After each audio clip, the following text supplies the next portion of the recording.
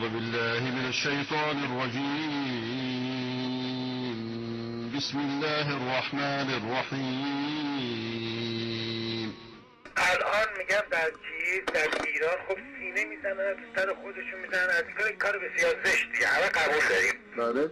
ولی خب از این برم میبینیم که آقایون سنی یا برادران سنی کمربند میبندن با خودشون میرن مشتی آدم بیگناه رو میکشن. این یک. خب کجا اجازه بدی همینجا واسطی برادران سنی شما کمربند بستن کی رو میکشن؟ انسان میکشن. نه اون انسان کیه؟ جهودا هست.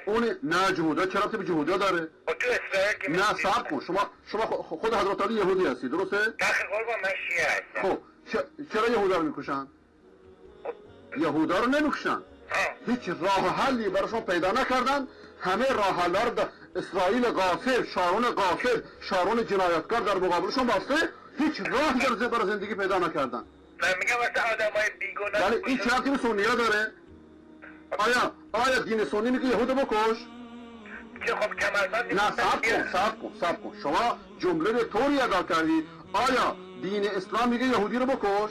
ولی از اینکه ما شنیده میگن کسی رو نکش، ولی در عمل میبینم نه در عمل برای یک دولت غاصب به قول آقای بنی صدر شده سگ پاسبان امریکا اومده سرزمین رو اشغال کرده، 7 میلیون نفر رو در به در کرده. این عکس العمله. توجه بفرمایید، صورت ساده مسئله اینه. وقت شما منو ول کن صورت ساده مسئله اینه. راجب اسامه بن لادن چیه؟ اون به شما مربوط نیست. من سخنگوی سیاه موساد رو جواب نمیدم. توجه میکنید؟ نه چرا نه شما از کجا زن میزنید؟ موساد یا سیاه؟ صبر کن نرو صبر کن آقای محترم از ملت گرفتن. خب این چیه زمانی؟ کی گرفته؟ صلح ارتاشون پشت شارون گرفتن؟ همه اسلامی. این حرفا چیه؟ کتفرتا چیه که میگی؟ واقعیت نه خیر، واقعیت داری دروغ میگی.